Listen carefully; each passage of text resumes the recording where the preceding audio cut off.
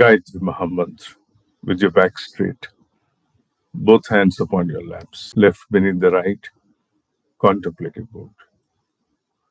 Om Bhurabhuvah Swaha Tatsaviturvarenyam Bhargo Devasya Dhimahi Dhiyo Yonah Prachodayat. Om Bhurabhuvah Swaha Tatsaviturvarenyam Bhargo Devasya Dhimahi Dhiyo Yonah Prachodayat. Om Bhurabhuvah Swaha Tatsaviturvarenyam Bhargo Devasya Dhimahi Dhiyo Yonah Prachodayat. Guru Brahma, Guru Vishnu, Guru Deva Maheshwara, Guru Deva Sakshat Parabrahma, Tasmai Shri Gurave Namah. अखंड मंडलाकारं व्याप्तं येन चराचरं तत्पदं दर्शितं येन तस्मै श्री गुरुवे नमः. ओम श्री गुरुवे नमः. व्यासरूपेण आवाहयामि स्थापयामि ध्यायामि पूजयामि ततो नमस्कारं करोमि. Shrimed Bhagavad Gita, chapter number 9, verse number 23. This verse, unless rightly understood in its true connotation, may leave the reader or the student in a state of dichotomy. And this is being mentioned purely on the ground because the words convey in its direct form something different. The words convey, let's come down to the verse directly, as you may be able to see it before you on the screen. Not all over, but at few places the screen shall be able to display the verse. In Sanskrit, it conveys ye api anya devataha bhaktaha yajanti shraddhayaha anvitaha te api mam eva kanteya yajanti avidhi purvakam. It conveys though in actual worship, though they worship other gods with full devotion, though they worship other gods with full devotion, they in actual worship me, Kanteya, which is a name for Arjuna, unknowingly. Unknowingly is a very graceful translation of the word avidhi purvakam, which in actual means without proper procedure. So that is what it conveys. Now, going by the words of the sloka, it gives a very different kind of an understanding. Is it that Krishna is trying to emphasize that you should only worship Krishna and no other god? Is he so biased about himself, self-obsessed? No, it is not so. Then why do words convey that though you worship other gods with full devotion, you are actually worshipping me, but unknowingly and not with the right procedure, under ignorance? A very graceful meaning has been given to that. No, it does not mean that. Why? Because you must understand who is Krishna. Do you want to confine Krishna to merely the countenance that comes before you? The countenance in the form of a cross-legged, sweet, smart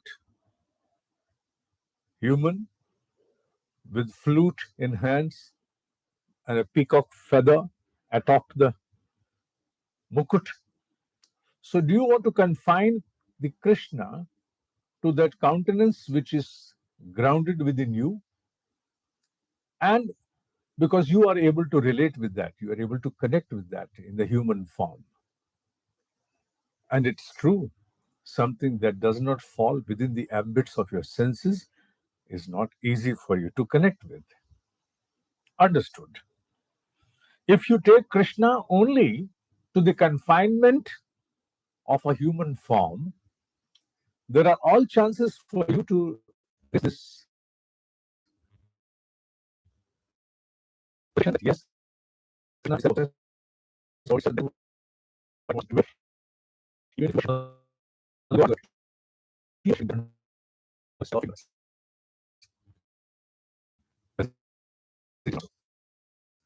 In the same scripture, we have a detailed mention about when the larger magnanimity of Krishna is revealed before Arjuna.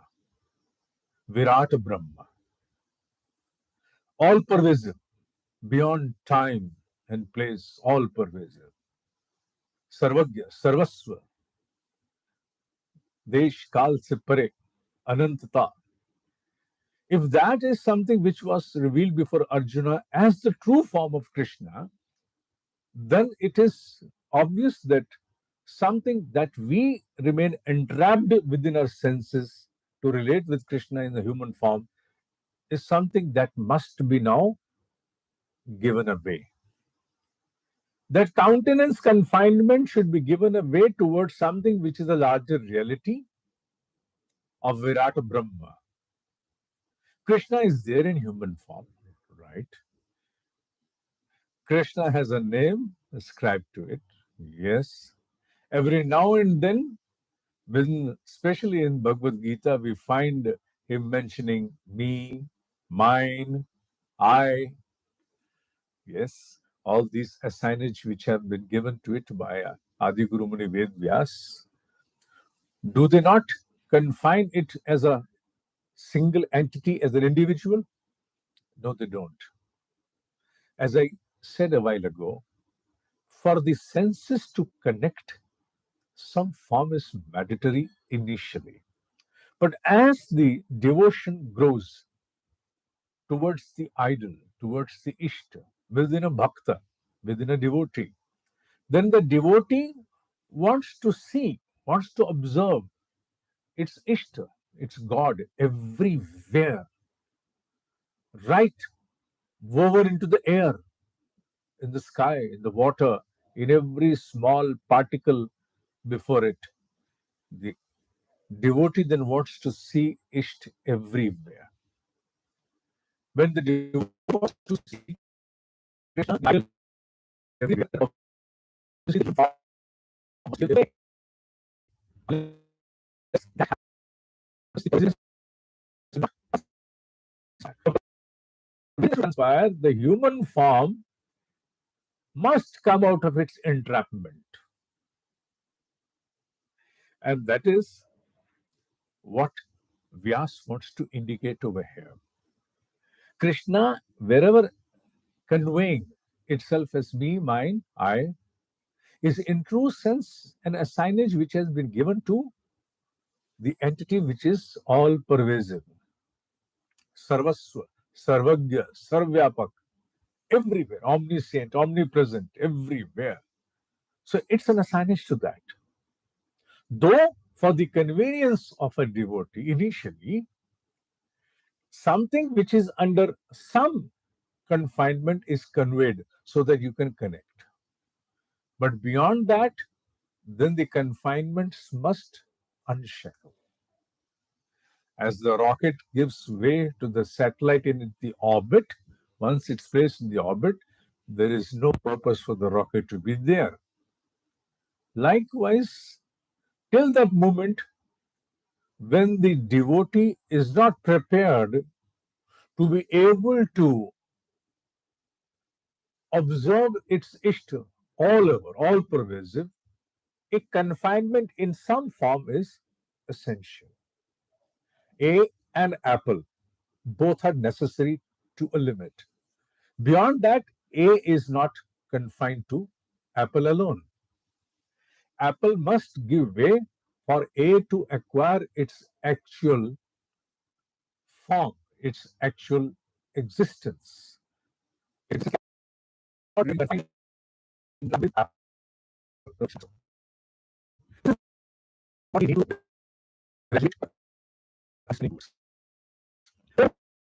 graduate me, mine, I in the light of Krishna, specifically Bhagavad Gita.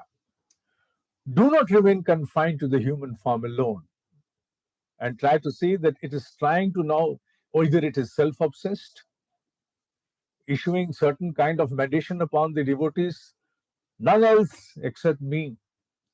Even if you worship anyone, you are worshipping me, but out of ignorance, unknowingly, without following a proper procedure. No, it's not like that.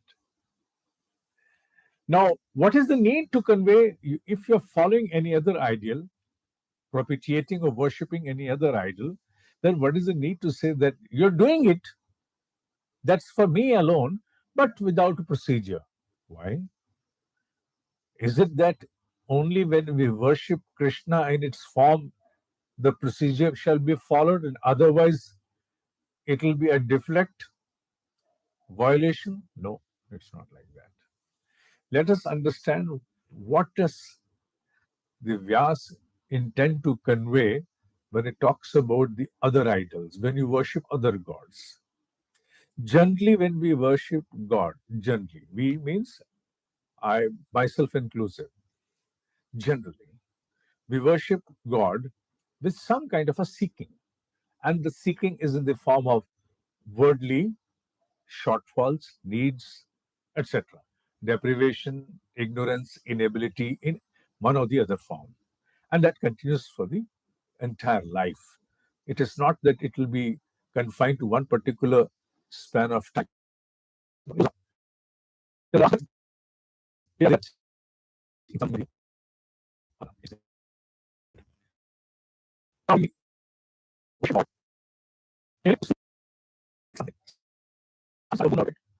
In the material world, in the worldly parlance, does it serve the purpose of the Bhagavad Gita? And does it serve the purpose of human manifestation? No. What is the purpose of human manifestation? I have been quite vehement about it even in the earlier classes. That's Atmano Mokshart. One must emancipate. Ultimately, to what extent shall we be entrapped within the vicious cycle of birth and death and birth again? Death, rebirth, death, rebirth. Somewhere the cycle must break. Liberation must come. Emancipation has to happen. So emancipation is the primary objective for any human manifestation. It is not so that you manifest as a human just because you are supposed to go to the school. After education, then it is profession. After profession, it is marriage, procreation, and then buyout, lease out some time for your entertainment, for your outing, and for some vacation somewhere. And then plan early for a retirement, like an escapist. And if it is going to happen in one life, then what? Once you die and there is a rebirth, again the same. Yeah, okay. Let's have fun for 2 lives, 3, 4, 5. How many? There has to be some end to that. Is it going to be something which is going to perpetuate and in a perennial form? No.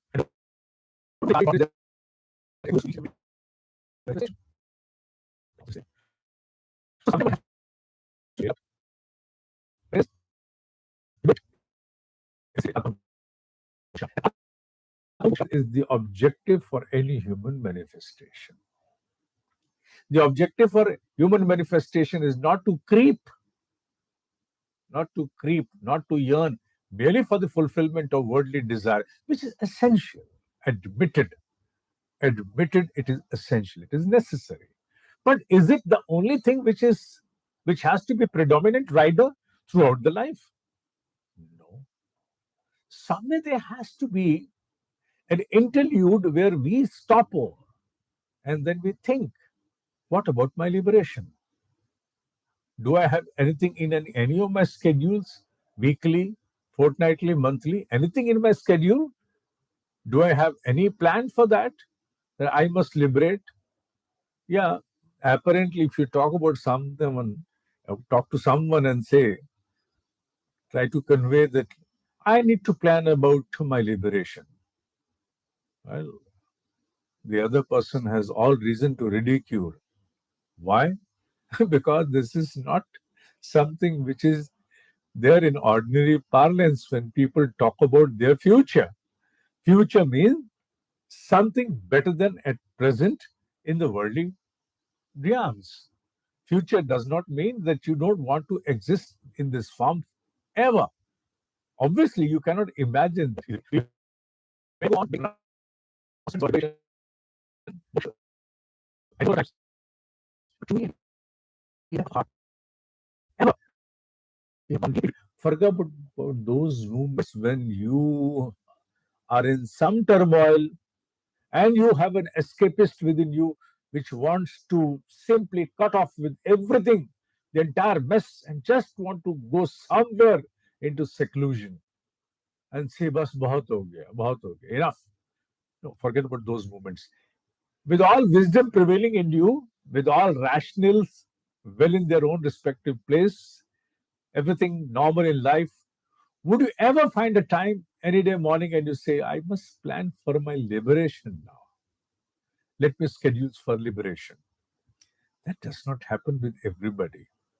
Yes, it happens with few only when they have evolved to an extent that now they can prioritize their own emancipation as one of the most predominant factor rider in their life, but not in an ordinary parlance. It does not happen so. So when through Krishna, Vyas makes a mention. It's a sort of a stricture which has been passed very sweetly and silently. If you are going to worship other gods, which means you are going to have some seeking or the other in worldly terms, you're doing it without the procedure. Because the procedure in is not to seek for worldly fulfillments, to benefit yourself with others, seek liberation. Liberation as the predominant need, seeking, yearning, and yes, let rest all follow. Whereas in true sense, what happens with me and you is the list has lot many as incumbents, but nowhere shall find a mention about liberation. Anyone talking about it shall be very swiftly ridiculed, and ridiculed to the extent to ensure that never again one would dare to talk about it amidst others. Even within oneself, one might think, am I in my true senses or have I gone out of my mind? Has something wrong happened to me that I've prioritized my liberation? Everybody is talking about something different. I'm someone out of the lot. It means that I am someone who's not in proper senses. This might come to one's mind. So here in this particular verse, it has to be very carefully. It has to be. Otherwise, I mistake and easily take wonder. And consider that Krishna is self-obsessed. All other followers, devotees to relinquish from all other idols and come to one single shop. No, it's not like buy only my brand. No, it's not like that. If you follow any other brand, then you are not following the right procedure. You are ignorant. No, it's nowhere like that. First of all, Krishna has to be rightly understood, not confined to human form alone. And secondly, it talks about seeking worldly gratifications and not at all considering or prioritizing liberation, which is the true objective of human manifestation. We're not born here to merely eat, educate ourselves, and then fulfill needs and responsibilities and die. That is all about. That is it all about. Had it been all about, but it is not so. We are there in a procedure. What is the procedure? The procedure is that we not only evolve, we exhaust our past karmic bondage, the holdings, and become as a better human being in the next rebirth, next incarnation, ultimately relinquishing this entrapment of the vicious cycle of life and death. That is the true objective. We have to rise above. We are not in the school just for the purpose that we have come to be born to remain in the school. No. We are there in the school for a preparation for something larger. And this life, which is a school of learning, then we are here for something larger to prepare about. And that preparation is to liberate, to emancipate. This verse conveys this aspect. So do not confine yourself to Krishna in a human form. Do not confine yourself to understanding that Krishna is yourself.